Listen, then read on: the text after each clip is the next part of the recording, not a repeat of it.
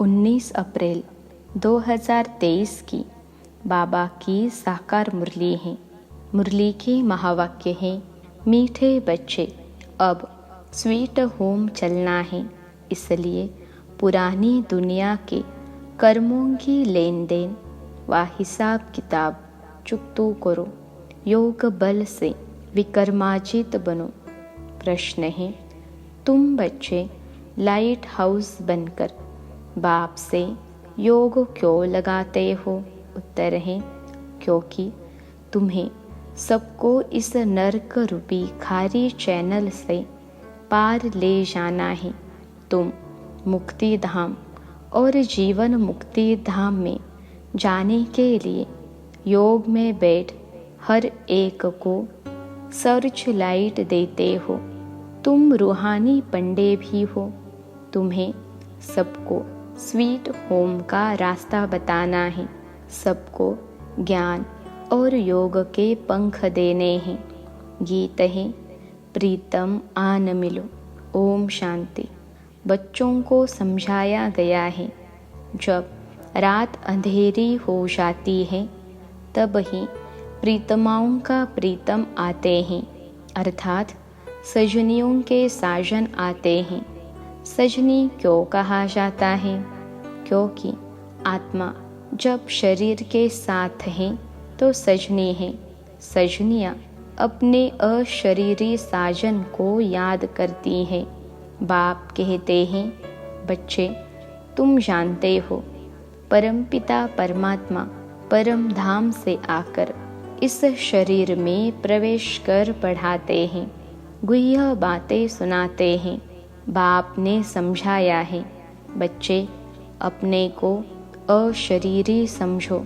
मैं आत्मा हूँ, यह मेरा शरीर है। आत्मा को यह निश्चय हुआ कि अब घोर अंधियारा है, अर्थात दुनिया तमो प्रधान है। यह दुनिया अब विनाश होनी है। बाप आए हैं हमको ले चलने। अशरीरी हो चलने से सन्नाटा हो जाएगा। आत्मा जब अशरीरी बनती है तो घर में सन्नाटा हो जाता है ना। रात को आत्मा है तो शरीर में, परंतु आत्मा थक करके अशरीरी बन जाती है। शरीर का भान नहीं रहता तो इसको नींद कहा जाता है। तुम बच्चों को यहाँ बैठे अपने को अशरीरी समझना है तो शरीर का सन्नाटा हो जाएगा। समझेंगे जैसे कि यहाँ अशरीरी बैठे हुए हैं। घर से एक आदमी चला जाता है तो कितना सन्नाटा हो जाता है। तो जब इतनी सब आत्माएं चली जाएंगी, सबके शरीर खत्म हो जाएंगे तो कितना सन्नाटा हो जाएगा। करोड़ों मनुष्य मरेंगे। यह तो बेहद का घर है ना। सब आत्माएं वापिस जाएंगी। तुम जानते हो, बाप है ज्ञान का सागर। अगर सर्वव्यापी कहें तो हर एक ज्ञान सागर पतित पावन हो जाए, परंतु ऐसे तो है नहीं। बाप बैठ बच्चों से बात करते हैं कि जैसे मैं परम आत्मा स्टार हूँ, तुम भी ऐसे स्टार हो। सिर्फ मैं जन्म मरण में नहीं आता हूँ, तुमको जन्म मरण में आकर पार्ट बजाना है 84 जन्मों का। जैसे तुम आत्मा हो, मैं भी आत्मा हूँ, परंतु महिमा सबकी अपनी अपनी है। प्रेसिडेंट, प्राइम मिनिस्टर, सबका अलग अलग पार्ट है। ऐसे मेरा पार्ट भी अलग है। मैं नॉलेजफुल हूँ, सभी बच्चों को नॉलेज देता हूँ। तुम जानते हो कि हम जाते हैं बाबा के घर। बाबा आया हुआ है लेने लिए। बाबा हमारा गाइड, लिबरेटर, दुख से छुड़ाने वाला है। तुम हो पांडव सेना। तुम जानते हो हम यात्रा पर हैं। हमारा पंडा स्वयं परमपिता परमात्मा है। तुम भी रास्ता बताते हो तो तुम ब्राह्मण रूहानी पंडे ठहरे। वे ब्राह्मण जिस्मानी पंडे हैं। सभी को कहना है चलेंगे यात्रा पर। मित्र संबंधी आदि सबको बोलो चलेंगे रूहानी यात्रा पर। जैसे कोई यात्रा पर जाते हैं तो अपने नज़दीक बिरादरी वाले को कहते हैं, ऐसे तुमको भी बाप कहते हैं यात्रा पर चलेंगे। यह रूहानी यात्रा रूहानी पंडे ही सिखा सकते हैं। स्वीट होम का रास्ता वही जानते हैं। जिस्मानी पंडा रूहानी बन सकता, लेकिन रूहानी पंडा फिर जिस्मानी पंडा बन न सके। बाप थोड़े ही तुमको कहेंगे कि जिस्मानी यात्रा पर आओ। पंडे तब बन सकेंगे जब देख कर आए हो। ऐसा तो कोई है नहीं जो स्वीट होम देख कर आया हो और वहाँ ले जाए। स्वीट होम को वह जानते ही नहीं। आत्मा के पंख टूटे हुए हैं। जब तक बाप न आए तब तक पंख मिल न सके। मलहम पट्टी कोई कर न सके। योग से ही पंख मिलेंगे। भागना सबको है।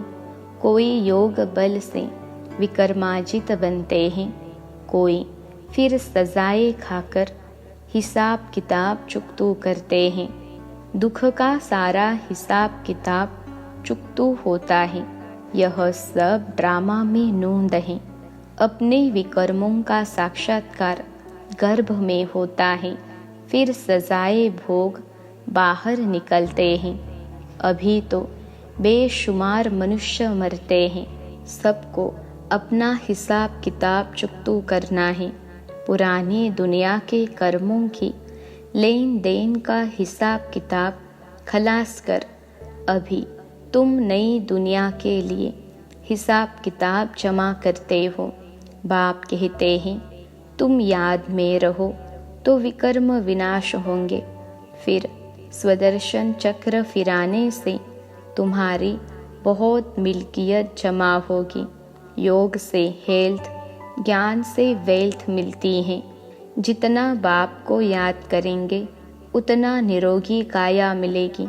दुनिया इन बातों को नहीं जानती। वह तो विष्णु को स्वदर्शन चक्रधारी समझते हैं। शंख, चक्र, गदा, पद्म आदि उनको देते हैं। अब उनको शंख थोड़े ही बजाना है। यह तो है तुम्हारे पास। तुम शंख बजाते हो, कहते हो मन मना भव, मध्याजी भव। कितना सहज है। तुम लाइट हाउस हो, सबको रास्ता बताते हो मुक्ति धाम का। फिर आएंगे जीवन मुक्ति धाम में। योग लगाते हो, नर्क खारी चैनल से पार ले जाने लिए सर्च लाइट देते हो। मुक्ति धाम जाना है, फिर सर्च लाइट देते हो यहाँ जीवन मुक्ति में आना है। यह बेहद का ड्रामा है जो मिसल चलता रहता है। हम एक्टर हैं। हमारा इस ड्रामा में 84 जन्मों का पार्ट है। भगवान ने आकर सहज राजयोग सिखाया है। यह कोई नहीं जानते। भगवान को आना ही है कल्प के संगम युग पर। तुम अभी जानते हो, कल्प पहले भी संगम युग पर मिले थे और मिलते रहेंगे। ढेर बच्चे मिलेंगे। कोई बच्चे फिर कुसंग में आकर पढ़ाई को छोड़ देते हैं। चलते चलते कोई से दिल लग गई तो पढ़ाई का नशा टूट जाता है। ब्रह्मचर्य में पढ़ाई का नशा अच्छा रहता है। कोई विरले शादी के बाद भी पढ़ाई का कोर्स उठाते हैं। फिर कोई तो अच्छी रीति पास कर लेते हैं। कोई को फिर टाइम लगता है, क्योंकि विकार में जाने से फिर धारणा नहीं होती। चाहे राज विद्या चाहे रूहानी विद्या की धारणा आत्मा करती है। बैरिस्टरी के संस्कार आत्मा में होते हैं तो आत्मा वह संस्कार ले जाती है। फिर जन्म ले बैरिस्टरी ही पढ़ने लग पड़ेगी। तुमको तो वह बैरिस्टरी इंजीनियरिंग आदि पढ़ने की दरकार नहीं। ऑटोमेटिकली तुम्हारी बुद्धि सतो प्रधान रहती है। तुम जानते हो, जैसे कल्प पहले महल बनाए थे, ऐसे ही हम जाकर महल बनाने लग पड़ेंगे। ड्रामा वही कराएगा जो कल्प पहले कराया था। कोई मेहनत नहीं करनी पड़ेगी। बाकी भाषा तो सीखने पड़े। वहाँ स्कूलों आदि में भी विमानों में जाएंगे। बहुत बड़े बड़े घर होते हैं। समझो, जितनी एरिया में आबू है उतनी एरिया में एक घर होगा। फिर आबू रोड जितनी एरिया में दूसरा महल होगा। ज़मीन तो बहुत रहती है। प्रजा को भी बड़ी ज़मींदारी, बड़े बड़े महल होंगे। अभी भी देखो बम्बई में कितने मनुष्य हैं। फिर बम्बई होगी नहीं, कराची होगी नहीं, सब मीठे पानी पर होंगे। नदियाँ भी सब कायदे अनुसार होंगी। मजाल है कोई नदी उथल खाए। सब तत्व आदि ऑर्डर में रहेंगे। तुम प्रकृति पर विजय पाते हो। 5 तत्वों पर तुम्हारा राज्य चलता है। कभी गुस्तागी यानी चंचलता नहीं करेंगे तो बाप की श्रीमत पर चलना पड़े। बाप कहते हैं काम महाशत्रु हैं, इनको जीतो, नहीं तो वर्षा नहीं मिलेगा। इस समय फेल हुए तो कल्प कल्प फेल हो जाएंगे। फिर चांस नहीं मिलेगा। उस पढ़ाई में फेल होते हैं तो दोबारा पढ़ते हैं। यहाँ फिर यह चांस नहीं, कल्प कल्प का चांस है। प्राप्ति बहुत ऊंच है, समझाना चाहिए। सन्यासी लोग कहते हैं दोनों को पवित्र रहना इम्पॉसिबल है। बोलो नहीं, पॉसिबल है।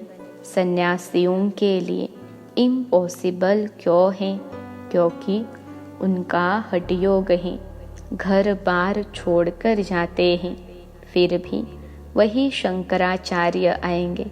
भारत पतित होने लगता है तो सन्यासी आकर थमाते हैं। इसकी सेवा का उनको फल मिलता है, जो गवर्नमेंट के भी गुरु बन जाते हैं। तुम बच्चों का तो सबसे बड़ा मान है। तुम्हारी जो आमदनी होती है वह कोई की हो न सके। जो गरीब हैं, 1 पैसा देते हैं, उन्हें भी महल मिल जाते हैं। प्रत्यक्ष फल का साक्षात्कार दिव्य दृष्टि से होता है। दिव्य दृष्टि दाता आकर तुमको पढ़ाते हैं, नहीं तो एम ऑब्जेक्ट का मालूम कैसे पड़े। इसलिए माताओं को साक्षात्कार कराता हूँ। मीरा ने कितनी तपस्या की, परंतु वह कोई वैकुंठ की मालिक बन न सके। बाप कहते हैं साक्षात्कार मैं कराता हूँ। 1 सेकंड में दिव्य दृष्टि मिलने से वैकुंठ में जाए डांस करते हो। इसमें कोई तपस्या आदि की बात नहीं। भक्ति मार्ग में तो बहुत नोधा भक्ति करने के बाद साक्षात्कार होता है। दिव्य दृष्टि की चाबी मेरे हाथ में है, कोई को मैं देता नहीं। भक्ति मार्ग में वहाँ बैठे साक्षात्कार कराता हूँ। तुम बच्चों को तो विश्व का मालिक बनाता हूँ। दुनिया में तो अनेक प्रकार के मनुष्य हैं। कोई धन में मस्त, कोई साइंस में मस्त, कोई किस में मस्त, परंतु तुम्हारे आगे सब वर्थ नॉट पेनी है। सबका धन मिट्टी में मिल जाता है, सब खाक हो जाएगा। किसकी दबी रही धूल में चोर भी बहुत लूटते हैं। हर एक अपने हमजींस को प्यार करते हैं, दूसरे को देखते ही गर्म हो जाते हैं। दिन प्रतिदिन तुम देखेंगे कि कितनों को मारते रहेंगे। चाहते हैं कि हर एक अपने बर्थ प्लेस में चले जाए, तो अपने देश से निकालते रहते हैं। अब तुम बच्चे बाप को याद करने से वर्षा लेते हो। जानते हो हम अशरीरी आत्मा हैं। 84 जन्मों का अब पार्ट पूरा किया। कितने करोड़ आत्माएं हैं, सभी की जीवन कहानी तो नहीं बताएंगे ना, मुख्य की ही बताएंगे। मुख्य हो तुम, तुम्हारा मंदिर बना हुआ है। जगत अम्बा, जगत पिता के बच्चे तो बहुत होंगे। बैकुंठ का भी यादगार है। इनका चैतन्य मंदिर वास्तव में सतयुग है। जड़ मंदिर में स्वर्ग के सब एक्टर्स नहीं आ सकेंगे। यह है मॉडल रूप में मंदिर यादगार। लक्ष्मी नारायण का मंदिर कितना छोटा है। सतयुग में तो चैतन्य मंदिर कितना बड़ा होगा। कितने बाग बगीचे होंगे। मुगल गार्डन तो उनके आगे कुछ भी नहीं है। वहाँ के फल आदि इतने अच्छे होंगे जो बात मत पूछो। रात दिन का फर्क होता है। जैसे झाड़ पुराना होता है तो फल देते देते खत्म हो जाता है। कहा जाता है अब झाड़ सड़ गया है। यहाँ की हर चीज़ खत्म होनी है। वहाँ के आम बड़े बड़े फर्स्ट क्लास होंगे। हम अब राजधानी स्थापन करते हैं श्रीमत पर, तो श्रीमत पर चलना पड़े ना, पवित्र भी बनना पड़े। मुश्किल तो कोई बात नहीं है। एक जन्म पवित्र रहने से 21 जन्म स्वर्ग की राजाई करेंगे। फिर भी ऐसा कौन होगा जो पवित्र नहीं बनेगा, श्रीमत पर नहीं चलेगा। तुम जानते हो भारत सचखंड था, यहाँ सच्ची बादशाही थी। अभी यह है झूठ खंड। हर बात में झूठ बोलते रहते हैं। कह देते हैं फलाना ज्योति ज्योत समाया अथवा निर्वाण धाम गया। अब तुम जानते हो निर्वाण धाम तो रहने का स्थान है। तुम हर एक बात यथार्थ बताते हो। बाप को ट्रूथ कहते हैं, वह सचखंड स्थापन करते हैं। भक्त जन्म बाई जन्म भगवान को याद करते हैं, परंतु उनको भगवान का पता नहीं है। वह प्रीतम अब तुम बच्चों को राज्य भाग्य देकर खुद छिप जाते हैं। तब कहते हैं तुम्हारी गत मत तुम ही जानो, तो ज़रूर कोई भी नहीं जानते हैं। हे प्रभु, तुम्हारी गत मत तुम ही जानो और न जाने कोई। श्रीमत से क्या होगा, गति सदगति वह तुम ही जानो। अब तुम बच्चों को बाप श्रीमत देते हैं। अपने को आत्मा समझ मुझे याद करो। टीचर यह प्रतिज्ञा कराएंगे क्या, मैं तुमको बैरिस्टरी की गद्दी पर बिठाऊंगा। वह तो खुद पढ़कर बैरिस्टरी की गद्दी पर बैठेंगे। बाप भी कहते हैं जितना याद करेंगे तो योग से सब पापों से मुक्त होंगे। याद करने से तुम्हारी आत्मा जैसे मेरे पास आ रही है। अपने पास चार्ट रखना है। कोई का चार्ट आधे घंटे का होगा, कोई का 1.25 घंटे का होगा, कोई का तो 5 मिनट भी नहीं, कोई का तो बहुत अच्छा चार्ट है, यह भी तुमको साक्षात्कार होगा। स्कूल में टीचर अथवा स्टूडेंट खुद भी समझते हैं कितने नंबर में आएंगे। यहाँ तो नंबर वार बिठा नहीं सकते, पंख हो जाएंगे। इसलिए अभी माला नहीं बन सकती। माया अच्छे अच्छे को भी नीचे ऊपर कर देती है। श्रीमत पर नहीं चलेंगे तो माया घुसा मार देगी। इसमें है मेहनत। हम अब जाते हैं परम धाम। 84 जन्म पूरे हुए, बाबा आए हैं लेने लिए। तो बाप को याद करना है, औरों को भी मंत्र देना है। मंत्र कोई जपना नहीं है। गुरु लोग तो किस्म किस्म के मंत्र देते हैं। बाप कहते हैं प्रीतम को याद करो। प्रीतम आया है प्रीतमाओं के पास। सारी दुनिया की आत्माएं प्रीतमाएं हैं जो उनको याद करती हैं। अच्छा, मीठे मीठे सिखिलते बच्चों प्रति माता पिता बाप दादा का याद प्यार और गुड मॉर्निंग। रूहानी बाप की रूहानी बच्चों को नमस्ते। हम रूहानी बच्चों की सिखिलते रूहानी माता पिता बाप दादा को याद प्यार, गुड मॉर्निंग और नमस्ते बाबा नमस्ते। धारणा के लिए मुख्य सार। पहली पॉइंट है, कुसंग में आकर कभी भी पढ़ाई नहीं छोड़नी है। किसी भी देहधारी से दिल नहीं लगानी है। दूसरी पॉइंट है, पापों से मुक्त होने की विधि याद है। इसलिए याद का चार्ट ज़रूर रखना है।